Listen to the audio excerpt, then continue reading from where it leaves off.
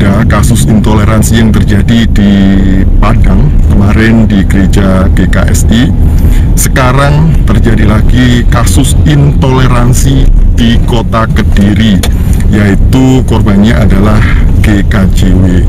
Nah, saya mendapat kiriman sebuah berita di mana teman saya mengirimi saya berita dari Facebooknya Gus Aan Ansori, di mana beliau ini menceritakan kisah bagaimana GKJW tidak mendapatkan surat atau rekomendasi dari FKUB meskipun sudah mendapatkan syarat untuk mendapat IMB. Tapi ya begitu ya, intoleransi kembali terjadi. Jadi di dalam Facebooknya Gus Aan Ansori berkata demikian: lagi-lagi intoleransi kali ini menyasar GKJW di kota Kediri.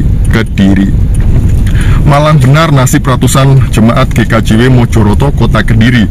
Pembangunan gerejanya dipaksa berhenti pemerintah kota. Alasannya tidak berizin, padahal mereka telah mengantongi dukungan 65 warga sekitar dan 200-an warga jemaat. Setelah peristiwa Cidahu dan Padang, aksi intoleransi memalukan kembali terjadi. Tak tanggung-tanggung, kejadian ini menghantam kota yang baru saja didapuk sebagai salah satu kota paling toleran menurut Setara Institut. Komunitas Kristen Jawa di wilayah Mojoroto telah lama ada sebelum kemerdekaan.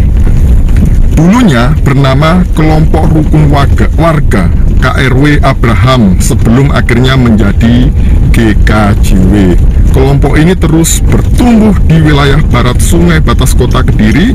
Sensus 2024 mencatat jumlahnya sekitar 175 kepala keluarga atau sekitar 375 jiwa.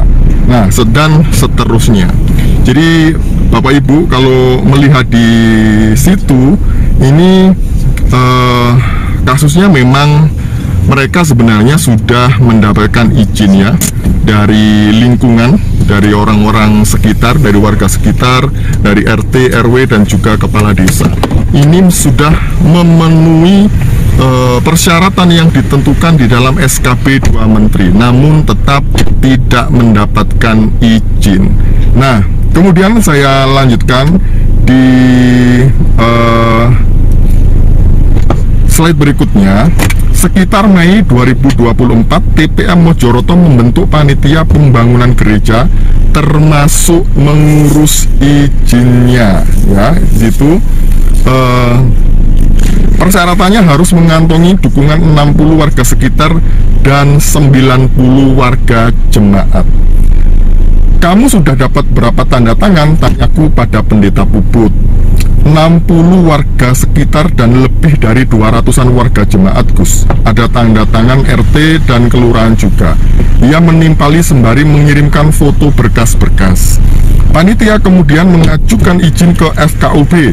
Tidak mulus. Di sisi lain, ada beberapa aktor luar RT yang menggalang dukungan warga untuk menolak pembangunan gereja. Jadi ternyata yang menolak pembangunan gereja ini sehingga tidak dapat rekomendasi FKUB menurut Gus Aan itu karena ada warga dari luar RT di mana gereja itu ada ya, yang kemudian memprovokasi sehingga gereja GKJW tidak bisa dibangun. Nah, mediasi beberapa kali dilakukan dengan melibatkan pemerintah kota, FKUB, dan tokoh-tokoh agama setempat. Beberapa aktor menuntut agar tanda tangan yang telah dikumpulkan panitia pembangunan dianggap tidak ada, harus mulai lagi dari nol. Ini menyalahi aturan ya, karena memang tanda tangan sudah dikantongi 65 warga. Syaratnya itu hanya 60, ini lebih ya, 65 warga. Tapi minta dibatalkan untuk kemudian meminta tanda tangan ulang. Ini benar-benar intoleran sekali. Ini benar-benar tidak masuk akal karena mempersulit, benar-benar mempersulit GKJW di Mojoroto ini. Ya pasti tujuannya adalah supaya GKJW ini tidak berdiri.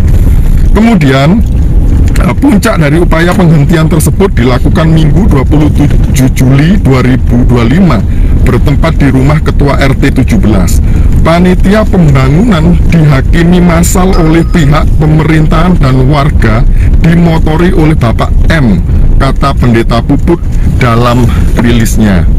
Kemudian saya lanjutkan. Dia juga menambahkan keesokan hari Senin 28 Juli 2025 Polsek Mojoroto memanggil panitia dan memerintahkan agar pembangunan dihentikan total. Nah ini ya Bapak Ibu ya, Polsek Mojoroto memerintahkan supaya diberhentikan total proses pembangunan GKJW ini. Jadi begini ya, seharusnya Bapak Ibu, pemerintah itu ada di tengah, memfasilitasi warganya, ya, bukan malah membela intoleransi seperti ini. Dan ini kembali terjadi. Jangan sampai nanti dikira ini salah paham lagi. Salah paham kok terus menerus. Sampai kapan pahamnya tidak salah, begitu ya? Terus menerus salah paham. Dan inilah yang terjadi Bapak Ibu ya, dimana saudara-saudara kita GKJW Mojoroto dipersulit untuk membangun gedung gereja. Kalau ibadah tidak di gereja, protes, ngamuk, katanya bukan tempat ibadah, bukan gereja. Tapi kami mau membangun gereja, tidak diberikan izin. Ini gimana? Maunya menang sendiri terus ya. Jadi nggak boleh beribadah di tempat yang bukan gereja, membangun gereja tidak diberikan izin. Ya ini menurut saya memang mau-maunya sendiri seperti ini. Dan seharusnya ini tidak boleh terjadi. Ingat bahwa tidak ada warga kelas 2 di Indonesia. Semua warga apapun agamanya, sukunya, dijamin oleh undang-undang yang sama dan hukum yang sama, konstitusi yang sama. Semuanya dijamin untuk memeluk agamanya masing-masing dan menjalankan ibadahnya masing-masing. Itu adalah jaminan konstitusi kita. Tapi kenapa di lapangan seperti ini? Tolong para aparat untuk menegakkan hukum setegak-tegaknya dengan adil tanpa pandang bulu. Jadi terima kasih Bapak Ibu, tolong bantuannya untuk didoakan, dan juga teman-teman Bapak Ibu semuanya yang rindu untuk membantu, di situ ada kontaknya Pendeta Puput ya di FB-nya Kusaan ini.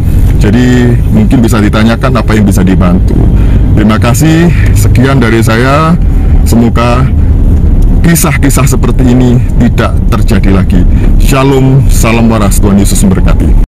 Iya, shalom teman-teman semua. Terima kasih sudah menonton video ini dan kiranya video ini menjadi pelajaran bagi kita semua. Dan mohon teman-teman semua untuk terus mendukung channel ini dan terus sebarkan dan terus kita menyuarakan keadilan untuk negeri ini teman-teman ya.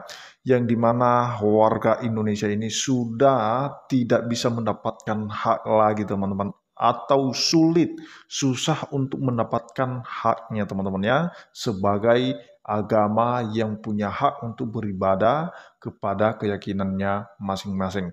Nah teman-teman, di mana kita sudah mendapatkan informasi lagi teman-teman ya, belum selesai kasus yang ada di Padang. Nah teman-teman, ini berurutan masalahnya teman-teman ya, perkara-perkara tindakan intoleran ini terjadi secara sistematis. Nah teman-teman, ini seperti ada rencana dari pihak-pihak kaum intoleran ini untuk sengaja melarang orang Kristen untuk beribadah sesuai dengan keyakinan umat Kristen sendiri. Nah teman-teman, kenapa? Karena informasi yang kita dapatkan kali ini teman-teman, itu ada keterlibatan oknum polsek teman-teman ya, yang dimana dia memberi perintah langsung untuk menghentikan secara total pembangunan gereja yang ada di Mojoroto atau di Kediri. Nah teman-teman, ini yang harus kita suarakan. Kok tiba-tiba ada oknum pemerintah, ada oknum penegak hukum yang bisa-bisanya dia melarang untuk melakukan pembangunan gereja yang dilaksanakan oleh umat minoritas. Nah sebenarnya ada apa? Kok akhir-akhir ini kebanyakan oknum-oknum pihak penegak hukum ini terlibat teman-teman. Di Cidahu kemarin itu diduga sebagai provokator. Dan juga di Padang itu dia melarang umat Kristen untuk menyebarkan video pengerusakan tersebut supaya jangan sampai banyak orang tahu atau jangan sampai publik tahu tentang kasus itu. Nah, teman-teman, ini yang harus kita suarakan dan benar-benar kita meminta kepada Presiden Prabowo dan juga wakilnya Pak Gibran untuk tetap menegakkan hukum seadil-adilnya bagi mereka. Nah, harus ditindak tegas mereka-mereka ini, apalagi kalau oknum penegak hukum terlibat di dalamnya. Nah, teman-teman, ini sangat disayangkan sekali. Sepertinya ketika dia menjabat sebagai penegak hukum itu dia tidak mengerti mungkin Undang-Undang Dasar, Pancasila, Dasar Negara. Dia tidak mengetahui bahwa bangsa ini adalah bangsa yang berbeda keyakinan di dalamnya, berbeda suku, berbeda agama, dan lain sebagainya. Nah, jadi ini harus benar-benar diajarkan kepada mereka, jangan asal udah menjabat saja dan kemudian mereka radikal, fanatik, terpapar virus-virus radikal di dalam tubuh penegak hukum itu sendiri. Nah, jadi ini teman-teman yang harus kita tetap suarakan karena ini dalam bulan ini teman-teman ya, itu sudah banyak kasus intoleran ya yang ada di negeri kita, di berbagai wilayah yang ada di Indonesia. Nah, teman-teman, kemarin di Padang itu sudah datang langsung ya, turun tangan Bapak Wakil Presiden dan juga Menteri Agama sudah angkat bicara soal itu.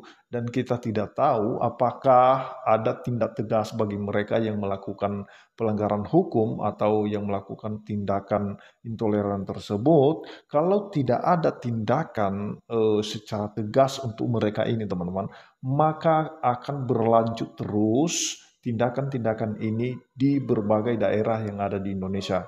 Nah, buktinya sebelum selesai lagi di Padang ini sudah ada kasus di Kediri, di Mojoroto. Bayangkan teman-teman, seperti kemarin belum selesai Cidahu, sudah ada di Depok, sebelum selesai di Depok sudah ada di Kalimantan Barat, dan ada juga di Padang, sebelum selesai di Padang, sudah ada juga di Kediri, Mojoroto ini. Ini sebenarnya maksud mereka apa? Padahal itu sudah benar-benar diusahakan izinnya oleh pihak gereja teman-teman ya. Nah, artinya teman-teman memang mereka sengaja mempersulit supaya jangan ada pembangunan rumah ibadah bagi umat Kristen. Nah, teman-teman, inilah yang sering kita suarakan. Ini mereka-mereka ini memperalat aturan peraturan SKB 2 Menteri ini atau juga rekomendasi dari FKUB. Nah, inilah yang menjadi alat mereka untuk melarang pembangunan ibadah. Itu saja yang perlu saya sampaikan. Terima kasih, Tuhan Yesus memberkati kita semua. Shalom.